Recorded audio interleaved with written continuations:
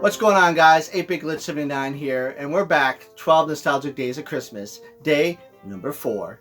I hope you're enjoying all the memories our guests to this point have shared, and all the memories that I, myself, have shared. So with that, guys, let's move on to our first guest. Our first guest, I had the pleasure of finally meeting in person, which was fantastic. We met at Midwest Gaming Classic, and it's none other than Square Pegs. Take it away.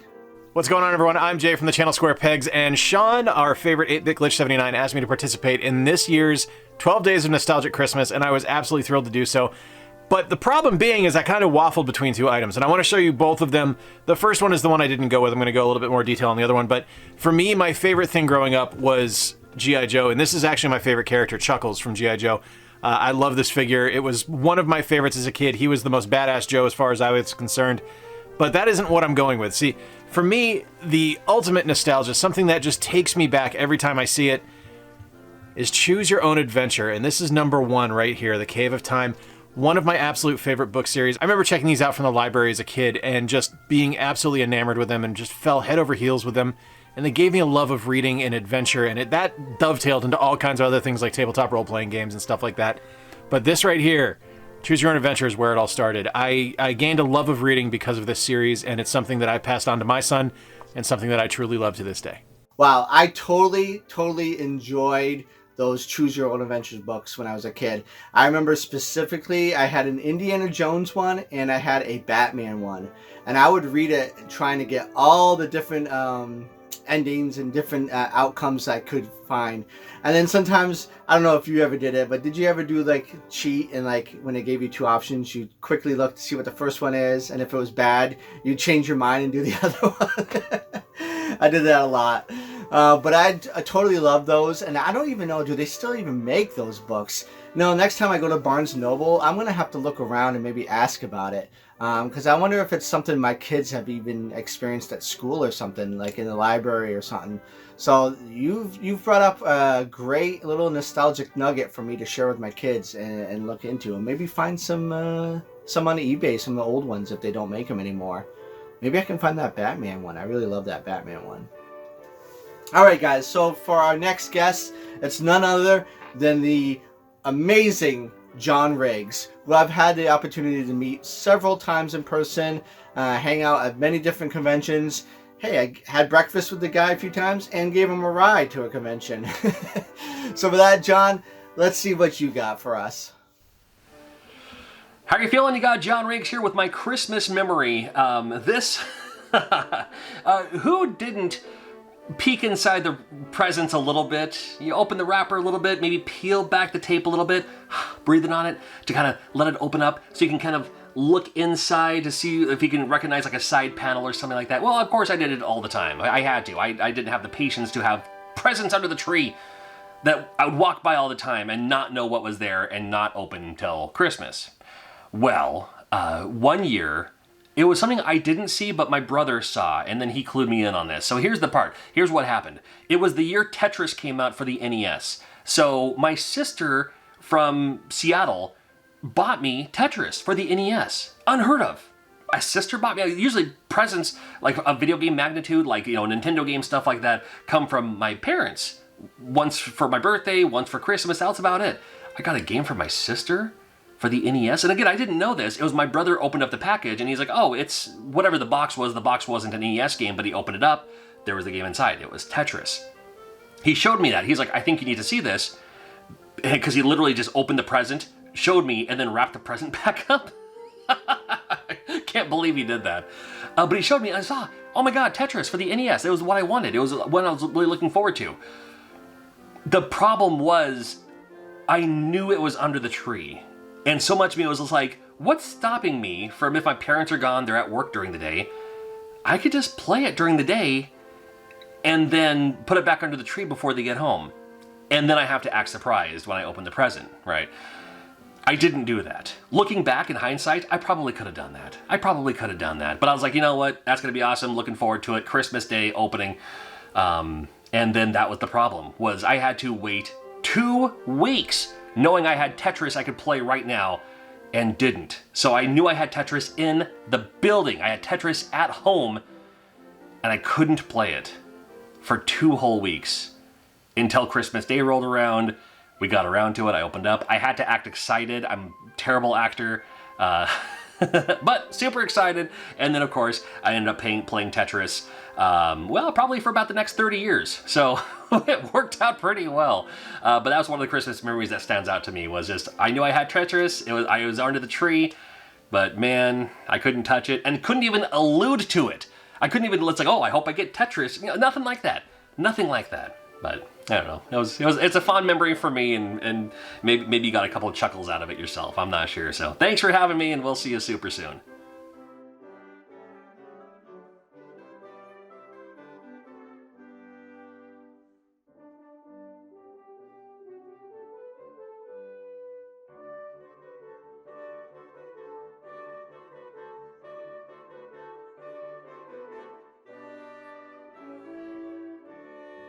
John, you're a naughty boy, sneaking a peek at all your presents like that. I think I'm going to tell your mother. I would be remiss if I didn't admit to searching the house in closets and different places that I would think my parents would hide gifts to try to find out what they got me before Christmas. And you know what? I never found a one.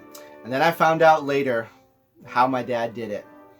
My dad, even though he might not have needed to use it, he purposely used layaway at the stores. He would let them hide the gifts. He would just keep them there and just, pay on them just to keep them there so they were never in the house. And then when they get to the deadline, he said he would just hide them out in his workshop, his wood workshop, where I would never really go, and he kept locked all the time, so we wouldn't get in there and get hurt on the tools and stuff. So good job, Dad. Sneaky job there. Fun. All right, guys, so with that, I guess it's my turn to pick my item to talk about. Well, hearing Square Pigs talk about his Choose Your Own Adventures memories, it got me thinking about things that I read as a kid and enjoyed reading. And there was something that always comes to the forefront of my mind whenever I think about things I read as a kid, and that was, of course, Nintendo Power. Yep, Nintendo Power was a big staple in my childhood. I remember getting a subscription to it, and I had the first issue, and I still have my Zelda map and poster from it. I just don't know whatever happened to the actual issue, and I only had a couple from my childhood left over that I could find at my parents'. But I was fortunate enough to pick up this issue at Southeast Game Exchange this year. Got it for steel for $40. It's a little rough. It's got a little wear. You can't see it in the frame, but it's got a little wear on the spine, and it's got some, it looks like somebody put like a cup or coffee down on this a couple times. There's some rings here, but you know what? That adds to the charm, I think. I mean, our stuff would get beat up all the time as kids, so it just kind of gives that feeling that this issue was well loved by some kid. So that's what I love most about it. I'm keeping this one in this frame here, just to keep it preserved in the condition it is. But it is complete with the poster and everything. And if I ever wanted to read this, I could take it out. But they have all these on PDFs you can get. So if I really feel nostalgic about this certain episode, I'll probably just look at the PDF. To be honest, but all my other ones I don't have framed, obviously. And in fact, I got one right here. This is another one I picked up from Too Many Games this year, Star Tropics issue. I remember this issue. This is volume 21. What I loved about Nintendo Power is I remember laying in bed at night, like it was time for bed or whatever, and I would lay in bed and just thumb through my Nintendo Powers until I fell asleep. And I just loved looking at the pictures and saying, man, I wish I had that game, or saying, man, I'm totally going to rent that next time I can get to the rental place. Just going through it, it was almost as fun as playing the games, was just looking through this magazine. And I have to tell you right now, there is no other magazine, gaming magazine or any magazine of any kind, that was so awesome as the Nintendo Power. They gave you so much in this issue, or the series, whatever you want to call it, of magazine, that no other magazine I think has ever topped. I mean, you got stuff like, not only did you get just like articles about games that were coming out or games that were out, but the maps and levels and the tips, the comics. You had things like the Zelda comics, and you had these like Nestor comics. I mean, look at this. You got a whole thing about the Ninja Turtles 2, the arcade game on the NES, all the stages. You got an awesome poster every year, every issue, not every year, what am I saying, that would extend whatever the top, is usually the cover game, in this case Star Tropics, some additional maps, and then you'd have your poster. Check that out, Metal Storm. Oh yeah, good game.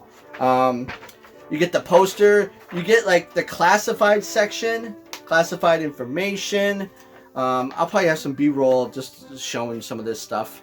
So you can see it better. But I mean, who doesn't know Nintendo Power at this point? And you got like not just the classified information, but you got stuff like contests to enter, the counselor's corner, with additional codes and tips from the counselors. Another great thing I loved about this was actually the write-in letters from other gamers. And I never wrote a letter in, and I kind of feel bad now for never doing that.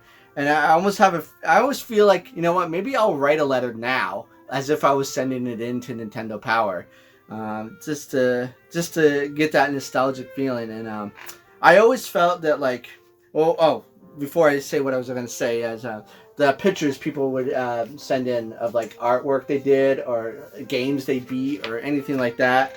Look at this little cat. Look at that little cat. Picture of the cat looking at TV. Oh my god, that's awesome. But what I was gonna say is, you know, the Nintendo has put out these mini consoles to grab our nostalgia. The NES, the Super NES. They always putting stuff out on their eShops, or the old games to download on the Wii and the Wii U, and now they have the Nintendo app on the Switch Online, so you can play the NES and Super NES games, and they just added 64 to the expansion. And it's just like they always are doing these nostalgic things to kind of feed our nostalgia and stuff. And I always thought, wouldn't it be great if they did a small run, a new run of Nintendo Power? I don't know, even if it was just one big mega book or something of some of the best things in Nintendo Power, and that's made like a Nintendo Power book, looking back at different things, like have several counselor corners in there, have some stuff talking about certain games, maybe even having some people who work at Nintendo now that were big game players in the 80s, like us as kids, give their kind of nostalgic stories about playing the NES, and just something Nintendo Power related, some kind of publication. I thought that would be a great thing for them to do. Would they ever probably do that? Probably not. I don't think that's something that they would invest the money into. But maybe somehow, I don't know about the legalities, but maybe there's an author or somebody out there that can do something like that. Because I thought that would be a great item for nostalgia purposes, and for the collectors like us, something new related to Nintendo Power itself. If there is something like that and I'm just not aware of it, please let me know. I definitely would want to know. But that today is my nostalgic pick, and I hope you enjoyed it. So until tomorrow's episode, guys, I'm glitching out.